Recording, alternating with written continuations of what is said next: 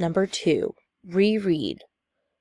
Reread the lines 15 through 24. What can you infer about the narrator's feelings towards his cousin?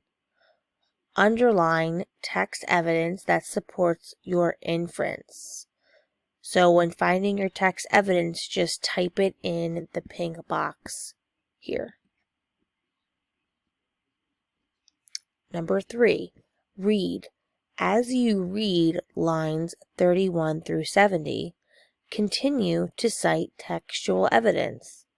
In the box, write the text that reveals the narrator's thoughts and feelings about jumping. Write details that describe the setting and explain the narrator's thoughts as his turn to jump approaches.